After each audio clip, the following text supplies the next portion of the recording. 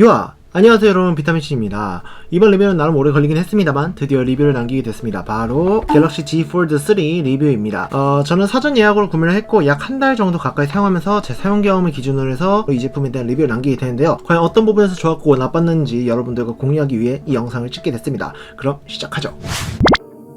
갤럭시 Z 폴드 3는 최신 AP 칩인 퀄컴 스냅드래곤 888이 탑재되어 있습니다. 먼저 갤럭시 S21 시리즈에 들어갔던 엑시너스 2100과 차이점은 거의 없다고 봐도 무방합니다. 스냅드래곤 888이 최신 칩셋은 맞지만 그것보다 더 최근에 나온 스냅드래곤 888 플러스를 탑재하는 것은 아니라서 아쉽다고 생각할 수도 있어요. 확실히 가격이 높은 만큼 아쉽긴 하지만 그래도 성능 자체는 별 차이가 없습니다. 그 이유는 CPU의 빅코어 하나의 수율이 소폭 증가한 점과 NPU가 나름 좀 증가한 점에서의 차이밖에 없기 때문에 긱벤치 같이 이런 벤치마크에서의 성능은 소폭 상승한 셈이라 차라리 검증되고 비교적 안정성도 어느 정도 확보가 된 스냅드래곤 888을 넣는 것이 전 나쁘지 않은 판단이라고 생각을 하고 있습니다. 벤치마크는 긱벤치5 그리고 와이드라이프 그리고 와이드라이프 스트레스 테스트를 했었는데요. 이거는 각각 이제 제가 이전에 메인으로 사용했었던 노트 10 플러스 그리고 세컨폰을 사용하고 있는 아이폰 10과 같이 이제 비교하면서 얘기를 할 건데요. 긱벤치5 테스트 결과를 살펴보면 싱글 점수는 노트 10 플러스 아이폰 10 Z 폴드 3 순서로 나왔고요. 멀티 점수는 노트 10 플러스 아이폰 10이 비슷하게 2000점대를 가져가면서 Z 폴드 3는 단독으로 3000점으로 제가 가진 메인폰 중에서는 당연히 최고 점수를 내줬습니다. 3D 마크 와이드라이프 점수는 노트 3311점, 아이폰 10 3842점, Z 폴드 3가 5491점으로 당연히 Z 폴드 3가 가장 높은 점수를 받았고요. 스트레스 테스트를 들어가 보니 노트 10 플러스가 1800점대로 아예 점수가 변함 없이 꾸준한 점수를 받아내주었고 아이폰 10은 처음에 3822점으로 높은 점수를 받다가 점차 점수가 줄어드는 형식이고 Z 폴드 3는 아예 시작하자마자 2회차에서부터 한풀 꺾이는 모양새를 보이더라고요. 아마 이 부분은 발열 관리를 위해 한번 줄어든 것으로 보인 것 같은데요. 이런 퍼포먼스는 다소 아쉽게 느껴지긴 합니다. 아이폰 10에서 유지력 정도는 보여주면 좋지 않았을까 싶기도 합니다. 램은 LPDDR5 12GB, 롬은 UFS 3.1 규격의 256GB, 512GB 내장 메모리가 탑재되어 있습니다. 안타깝지만 안드로이드의 장점인 SD카드를 꽂을 수가 없다는 게 매우 아쉽긴 했습니다. 디스플레이는 커버 디스플레이와 메인 디스플레이로 나눠지는데 커버 디스플레이는 6.2인치 24.5대의 구비율의 2268x832 픽셀의 387ppi를 가진 인피니티 5 디스플레이로 삼성 디스플레이에서 공급하는 다이나믹 아몰레드 2X가 탑재됐으며 이전작과 달리 120Hz를 지원하게 됐습니다. 메인 디스플레이는 7.6인치 5대4 비율의 2208x1768 픽셀의 374ppi를 가진 뉴 인피니티 플렉스 디스플레이로 이것도 물론 삼성 디스플레이에서 공급하는 다이나믹 아몰레드 2S 폴더블이 탑재됐으며 커버 디스플레이와 똑같이 이전작처럼 120Hz의 HDR10 플러스를 지원하고 있습니다. 그래서 커버 메인 다를 것 없이 매우 좋은 디스플레이를 가지고 있으며 특히 이번 Z 폴드 3 같은 경우에는 삼성 최초로 UDC가 들어간 모델이 됐다는 게 인상 깊은 부분이라고 볼 수 있을 것 같습니다. 참고로 언더 디스플레이 카메라 부분이 거슬리지 않냐고 물어본다면 당연히 거슬리긴 합니다. 다만 UDC 부분을 의식하고 보게 된다면 거슬리지만 대체로 영상에만 집중하기 때문에 구석 쪽에 있는 UDC의 시선이 갈 일이 별로 없어서 평상시에는 그렇게 거슬리지는 않습니다. 특히 밝기가 떨어진 것도 아니고 색 표현력이 떨어진 것도 아닌데다가 장면 변환이나 액티비티한 영상을 틀어놓고 본다면 거의 눈치채기 힘들 정도로 눈에 띄지 않기 때문에 이 부분은 나는 괜찮다고 생각했습니다. 다만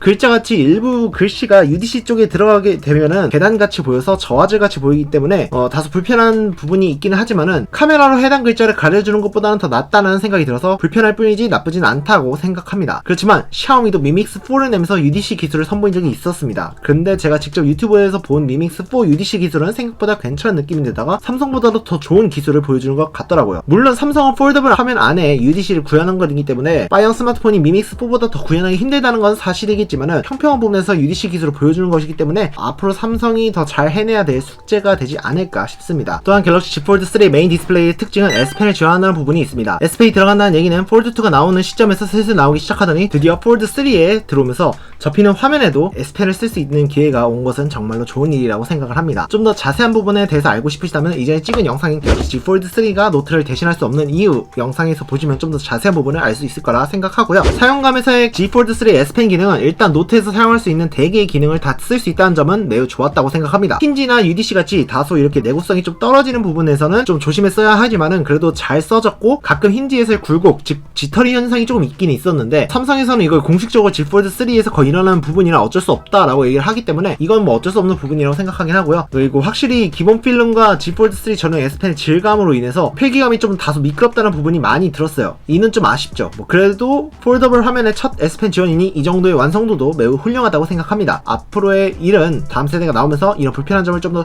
충분히 개선할 수 있을 것이라 보고 있습니다. 이어서 카메라를 보자면 카메라 후면에 1200만 화소 OIS 지원 f2.4 화각에 45도를 지원하는 망원 카메라 하나, 그리고 1200만 화소 OIS 듀얼 픽셀에 f1.8 화각 83도를 지원하는 광각 카메라 하나, 그리고 1200만 화소 f2.2 화각 123도를 지원하는 초광각 카메라 하나가 탑재되어 있습니다. 세 카메라 모두 위상차 검출 AF가 달려있다는 것이 특징인데요. 이 카메라로 제 메인으로 사용했던 갤럭시 노트 10 플러스와 그리고 세컨폰 아이폰 10과 비교를 해서 카메라 품질을 좀 비교해서 보여드리자면은,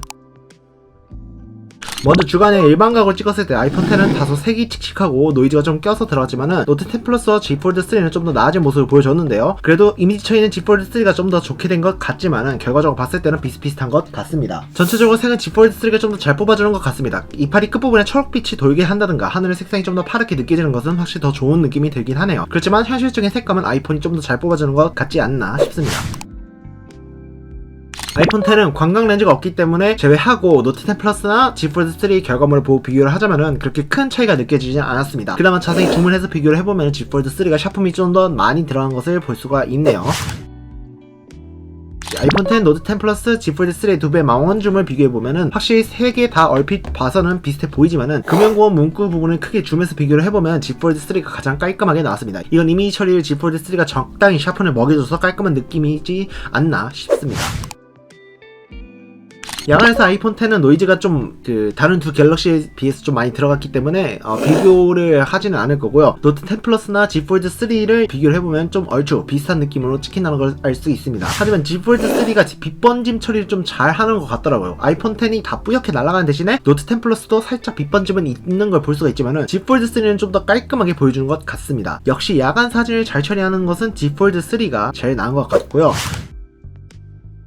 대신에 광각으로 들어오면서 노트 10 플러스 Z 폴드 3를 좀 비교를 해보면은 둘 다 좀 별로라는 것을 알 수가 있어요. 하지만 Z 폴드 3가 좀 더 뭉개지는 현상이 좀 더 심하게 보여지는 것 같습니다.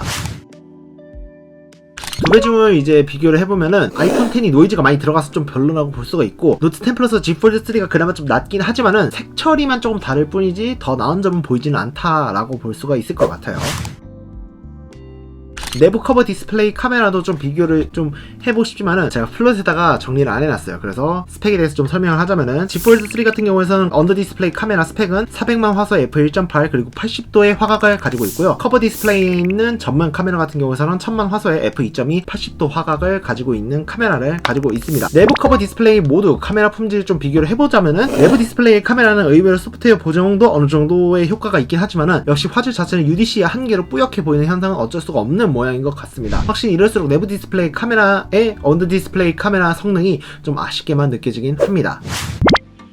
배터리는 내장 배터리 4400mAh가 들어가 있습니다. 유선 충전은 삼성전자의 슈퍼차지 퀄컴 퀵차지 2.0 그리고 USB PD 3.0 충전 기술이 들어가 있고 최고 25W의 충전을 할 수 있는 속도를 가지고 있으며 10W 고속 충전 그리고 10W의 취방식의 고속 무선 충전도 지원을 하고 있습니다. 사용시간은 제 사용 경험에 비하면 무난한 사용시간으로 떴습니다. 보통 8시간에서 10시간 정도의 배터리 성능을 보여줍니다. 그렇지만 제가 다른 전자기기를 같이 사용하기 위해서 핫스팟을 켜고 사용하면 대략 6시간에서 7시간을 줄어들고 원신과 같이 고사양 게임을 하게 되면 더욱 시간이 극단적으로 줄어들게 되면서 4-5시간 정도만 사용할 수 있게 됩니다. 그리고 좀 발열도 많이 심하긴 하죠. 그렇지만 직접 측정한 시간과는 다르게 사용 경험상으로 이제 배터리 성능이 어떠냐라고 하면은 좀 짧다는 생각이 들었습니다. 출근하고 이제 퇴근할 때쯤에 되면은 거의 뭐 오후 4-5시쯤 되는데 충전 없이 계속해서 이제 사용하게 되면은 배터리가 한 20-30% 미만으로 남는 경우가 좀 많았고, 그 다음에 방금 말했다시피 핫스팟을 켜고 사용한 경우는 뭐 배터리 충전하면 쓰지 않는다면은 거의 그냥 퇴근할 때쯤에 배터리가 다 방전이 되거나 아니면은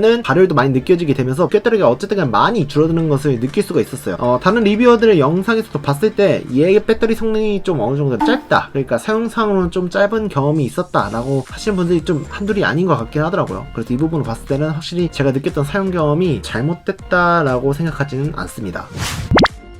다음은 퍼포먼스와 발열에 대해서 얘기를 하겠습니다. AP를 설명하면서 이미 칩의 성능은 매우 좋다는 것을 볼 수 있어요. 현 시점에 안드로이드 폰에서 거의 최고 성능을 보여주는 제품입니다. 그만큼 발열도 꽤 보여준다는 점이 문제라고 생각을 해요. 올해 나온 삼성 플래그십의 특징들이 하나같이 발열이 좀 심하다는 것을 볼 수가 있습니다. 먼저 제 사용 경험에서의 퍼포먼스를 보면은 정말 다양한 어플을 띄워주면서 메인 디스플레이를 띄워서 활용할 수 있다는 점이 좋았습니다. 마치 PC를 사용하는 경험을 안겨주는데요. 화면 3개 앱을 띄워주고 거기 원한다면 파워업창으로 앱을 몇 개 더 띄어서 다양한 앱을 돌릴 수 있는 환경을 통해서 멀티로 어플을 구동하기 쉬워지고, 그리고 한 번에 다양한 컨텐츠 소비나 검색하기에도 꽤 편한 그런 환경을 만들어 줬습니다. 특히 한쪽에 유튜브를 띄워주고 카톡을 하면서 지도 앱을 켜서 본다던가, 아니면은 유튜브를 켜고 인터넷 창과 구글 문서를 띄워주면서 플롯 작성하기도 매우 좋은 방식으로 잘 활용해왔고, 도중에 계산기가 필요하거나 팝업창을 띄워서 필요할 때 입력을 하고 또 필요 없거나 옆으로 잠깐 치워줄 수 있다는 점으로 다양한 부분에서 이 스마트폰의 특징이자 장점인 멀티태스킹을 할 수 있게 해준다는 점이 전 매우 좋았다라고 볼 수 있어요. 하지만 태블릿같이 넓은 화면을 두고도 덱스 모드를 킬 때 적어도 5대4 비율의 7.6인치 디스플레이 정도라면은 거의 구형 아이패드 미니 수준의 디스플레이 넓이일 텐데, 이 넓은 화면을 덱스같이 더더욱 PC에 맞춰진 구성으로 활용할 수 없다는 게 아쉽게 느껴지더라고요. 그리고 게임을 이용할 때 얘기를 좀 해야 할 것 같아요. 이 제품은 게임하기에는 적합한 디자인 구조를 가지고 있지 않습니다. 문제는 바로 발열과 디자인 부분 때문인데요. 보통 사람들이 이렇게 스마트폰을 잡게 되면은 스피커가 바깥으로 드러난 상태에서 플레이를 해야 깔끔한 음질을 들을 수가 있잖아요. 근데 이제 스피커 부분을 위로 올라가고 여기 있는 이 카메라 부분을 이렇게 그립하게 되면은 카메라 렌즈 이 손가락이 닿는 데다가 발열도 심해서 얼마 지나지 않아서 발열 때문에 제 손에 땀이 좀 많이 나는 경우가 생기게 돼요. 그래서 미끄러지기도 쉽고 무거운 데다가 펼쳐서 게임하기에는 그렇게 썩 편하진 않다는 생각이 들더라고요. 근데 게임 퍼포먼스가 부족하냐라고 물어보면 그거는 아니에요. 당연히 게임 퍼포먼스는 스냅드래곤 888이 들어간 이상 못 굴리는 게임 없이 잘 굴러갑니다. 물론 멀티태스킹 상태에서 게임까지 돌리게 되면 그건 확실히 부담이 가기 때문에 웬만하면 넓은 화면에 게임 하나만 띄우는 것으로 하셔야 되지 않을까 싶습니다. 그리고 확실히 넓은 화면이니 몰입감은 확실히 상당합니다. 집중하기도 좋았고 몰입도도 좋았지만은 설계나 발열 이것 때문에 게임에 대한 사용 경험이 많이 떨어진다는 것은 부정할 수 없는 사실인 것 같습니다. 만약 이걸 200만원 주고 게임용으로 쓰실 분이 계실지는 모르겠지만은 진짜 성능만 본다면은 아이폰이 더 싸고 퍼포먼스도 이 칩셋보다 더 몇 세대가 좋은 세대의 칩셋을 쓰고 있기 때문에 그걸로 가시거나 아니면은 게이밍 폰을 구매하셔서 더 나은 게이밍 성능을 노려보는 것도 좋지 않을까 싶습니다. 하지만 멀티태스킹 성능으로 이 넓은 화면 및 퍼포먼스를 원하고 그리고 또 휴대성까지 원한다면은 이 폰만한 것은 없다고 봐요. 이 제품은 화면이 넓어진 스마트폰이라 불릴 게 아니라 접히는 태블릿이라고 보는 게 맞다라고 볼 것 같아요. 그게 더욱 진가를 발휘하는 그런 스마트폰입니다. 참고로 디자인은 역시 삼성스러움을 보여줘요. 깔끔하면서도 각이 지고 완만한 곡선을 띄워주는 디자인은 정말 멋스러움을 보여줍니다. 또한 너무 화려하지 않지만 담담하게 뽑아낸 무광의 팬텀 실버 디자인은 정말 이쁘다고 표현할 수밖에 없을 것 같아요. 하나의 은괴같이 보이기도 하죠. 색상은 팬텀 그린, 팬텀 블랙, 팬텀 실버 이 세 가지 색상으로 되어 있고요. 접은 상태에서는 67.1mm, 158.2mm, 그리고 두께는 두꺼운 부분은 16mm, 얇은 부분은 14.4mm이고요. 그 다음에 펼친 상태로 보게 되면은 128.1mm 그리고 158.2mm 그리고 두께는 6.3mm로 이 정도의 크기면은 제가 가지고 있는 스마트폰 중에 이 엑스페리아 10을 이렇게 두 개를 연달아 붙인 느낌이라고 보면 될 것 같습니다. 이런 좋은 디자인을 가졌지만 아쉬운 부분도 있어요. 일단 카메라가 좀 튀어나왔던 부분이랑 무게가 좀 많이 나간다는 것, 그리고 측면 처리가 좀 아쉬웠어요. 먼저 카메라 부분을 얘기하자면 솔직히 전작에 비해서는 디자인은 많이 나아졌다고 생각을 해요. 하지만 여기 자세히 보면 카툭에 또 툭이 나왔죠. 카툭 툭티 이런 식으로 나와 있어가지고 이거는 확실히 좀 바닥에 놓고 쓰기는 불편하지 않나 라는 생각이 좀 들기도 합니다. 만약 케이스를 안 쓰고 사용하는 사람들이 있다면 이런 카툭툭티 이런 디자인은 조금 불편하기 마련이라고 생각합니다. 또 무게를 언급을 안 할 수가 없어요. 이전에 영상에서도 제가 무게를 찍은 적이 있었는데 무게가 271g인데 여기서 삼성에서 공식적으로 받은 이 폴더블 전용 케이스까지 끼게 되면 351g 정도 됩니다. 진짜 뭐 휘두르면 무기가 되지 않을까, 그 정도의 무게예요. 무게 분배는 그래도 고루고루 되어 있어서 들고 다니고 뭐 이런 거는 괜찮지만은 주머니나 이런 데 넣으면 확실히 일반 스마트폰에 비해서 무게가 무거워서 축 처진다는 느낌이 많이 드는 거는 어쩔 수가 없는 것 같아요. 마지막으로 측면 처리인데 이 측면이 좀 많이 미끄러워요. 좋게 얘기하자면 깔끔한 건데 이전 모델은 측면에 선을 넣어가지고 열고 닫는 것 자체가 그렇게 번겁진 않았는데, 그래서 손가락을 제대로 이 측면에 맞닿는 여기 있는 이 부분을 제대로 집어넣어서 펼쳐서 써야 메인 디스플레이를 쓸 수 있지 않을까 싶네요. 자, 그리고 마저 얘기를 하자면은 측면에 주문인식이 가능한 전원 버튼이 들어가 있으며 옆에는 바로 볼륨 버튼이 있습니다. 그리고 이렇게 상하단에는 스피커가 들어가 있습니다. 이렇게 가로로 펼치게 되면은 이렇게 좌우 이렇게 스테레오 스피커로 쓸 수가 있어서 꽤 좋더라고요. 그리고 여기 보시면은 3.2 젠1 타입C 포트가 하나 들어가 있습니다. 거의 모든 플래그십에는 3.5파 이어폰 잭이 빠지듯이 이 제품도 빠져 있습니다. 하지만 저는 역시 그래도 3.5파 이어폰 잭이 들어갔으면 좋겠다는 생각이 아직까지도 들긴 하네요.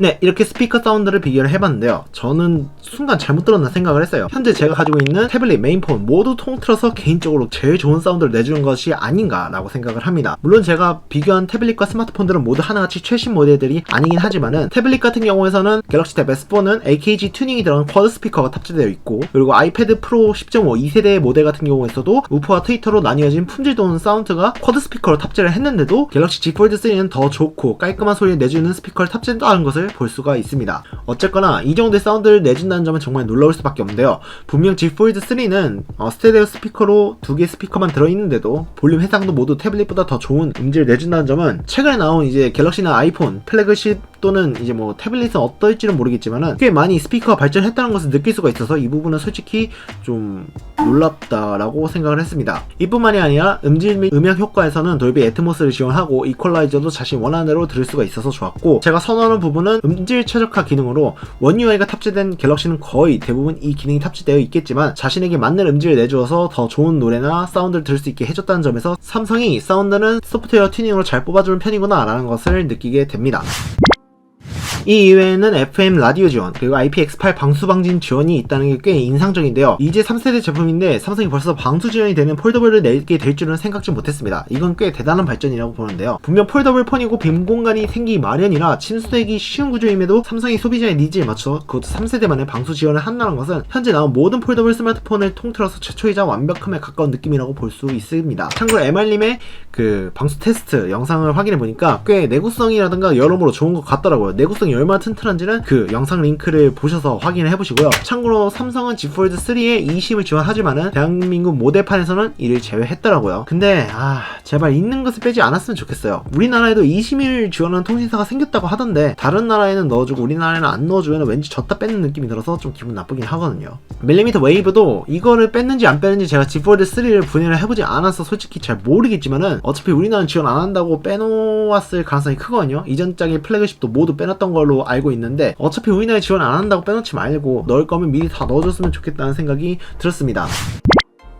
이렇게 여러 스펙을 보면서 제가 느꼈던 경험을 여러분들과 공유하고 이제 마지막으로 리뷰를 남길 차례가 왔습니다. Z 폴드 3는 현재 나온 폴더블 스마트폰 중에 가장 완벽한 폰에 가까운 존재죠. 하지만 제가 제품 스펙을 언급하면서 나온 소소하면서도 고쳐할 부분은 아직까지 많이 남아있다는 것을 볼 수가 있습니다. 그리고 화웨이 메이트 X2, 샤오미 미믹스 폴드와 같이 다른 경쟁사들도 폴더블 폰 경쟁에 뛰어들기 시작했고, 당연히 완성도는 아직까지 삼성과는 거리가 좀 있지만은 이 시장이 언제까지나 삼성만의 시장이라고 단언할 수는 없습니다. 애플도 폴더블에 관심을 가지고 있고 연구하고 계획을 찾고 있는 만큼 삼성은 현재 있는 그 자리에 앉아야 할 것이 아니라 더 완벽하고 더 경쟁력이 있는 제품을 만들어내면서 그 왕좌를 유지해야 한다는 점은 제가 입이 닳도록 얘기할 필요 없이 본인 스스로가 잘 알고 있을 거라 생각을 합니다. 이 제품의 가격은 출고가 기준 256GB가 199,8,700원, 512GB가 209,7,700원입니다. 만약 사전 예약을 구매를 하셨다면 이것보다 좀 더 많은 지원과 그리고 사은품으로 체감상 좀 더 싸게 사셨을 거라 생각을 하지만 그렇지 않은 분들은 쉽게 이 제품을 구매하기가 꺼려지는 가격대인 것은 여지없이 보입니다. 단화 최저가로 256GB가 1,886,780원,